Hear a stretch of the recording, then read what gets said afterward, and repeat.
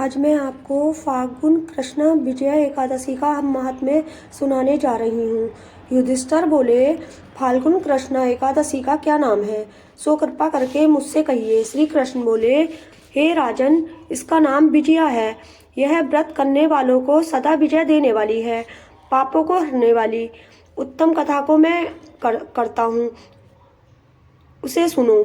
जब रामचंद्र जी ने वनवास के समय सीता और लक्ष्मण के साथ पंचवटी में निवास किया तो सीता को रावण हर कर ले गया। उस दुख से रामचंद्र जी बहुत दुखी हो गए। वन में भ्रमण करते हुए आसन्न मृत्यु जटायु को देखा और कबंध नामक दैत्य को मारा। रामचंद्र जी से सीता जी का वृतांत कहकर जटायु भी मर गया। फिर रामचंद्र जी की सुग्रीव से मित्रता हो गई और बंदरों की सेना इकट्ठी हुई। फिर हनुमान जी ने अशोक वाटिका में जानकी जी को देखा। राम जी की अंगूठी सीता जी को देकर बड़ा काम किया। फिर लौटकर सीता जी का सब वृतांत सुनाया। तब रामचंद्र जी ने वानरों के साथ समुद्र को देखकर लक्ष्मण जी से बोले, हे सुमित्रे, किस पुण्य से समुद्र को पार किया जाए, क्योंकि यह सागर अथाह जल परिपूर्ण है। लक्ष्मण जी बोले, हे पुराण पुरुषोत्तम, आप आदिदेव हैं। इस द्वीप में वक्तालभ्य मुनि रहते हैं। यहाँ से उनका आश्रम 2 कोस है। उन्हीं प्राचीन श्रेष्ठ ऋषि से पूछिए। लक्ष्मण जी के इस सुंदर वचन को सुनकर रामचंद्र जी वक्तालभ्य मुनि के दर्शन के लिए गए।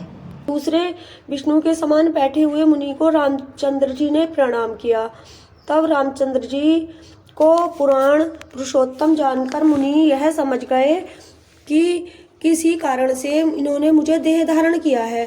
फिर ऋषि बोले, हे राम, तुम कहाँ से आए हो? रामचंद्र जी बोले, हे मुनि, मैं लंका जीतने को आया हूँ, आप कृपा करके उपाय बतलाइए। मुनि बोले, हे राम, मैं सब व्रतों में उत्तम व्रत कहूँगा, जिसके करने से तुम्हारी शीघ्र विजय हो जाएगी और राक्षसों सहित लंका को जीतकर विशेष कीर्ति होगी। तुम एकाग्र मन से इस व्रत को करो। फाल्गुन के कृष्ण पक्ष में विजया नाम की एकादशी होती है। उसका व्रत करने से तुम्हारी जीत होगी। इस व्रत की विधि को सुनो। दशमी के दिन मिट्टी का कलश बनवावे, उसके ऊपर सप्त धान्य रखकर उसके ऊपर जल से भरा हुआ कलश भी रखे। उसमें पंच पल्लव रखकर कलश के ऊपर सकोरे में जो रखे उसके ऊपर नारायण की प्रतिमा स्थापित करे। एकादशी के दिन प्रातःकाल स्नान करे और विधि पूर्वक पूजन करे। मूर्ति समेत उस कलश को विद्वान ब्राह्मण को दे देवे। हे राम, इस विधि से सेना समेत यत्न पूर्वक इस व्रत को करो, इससे तुम्हारी विजय होगी। इस वचन को सुनकर रामचंद्र जी ने विधि पूर्वक इस व्रत को किया। इसके करने से रामचंद्र जी की विजय हो गई। इस एकादशी का महात्म्य यहीं समाप्त होने के कारण मैं अपनी वाणी को विराम देती हूँ। जय श्री कृष्णा। ओम नमो भगवते वासुदेवाय नमः।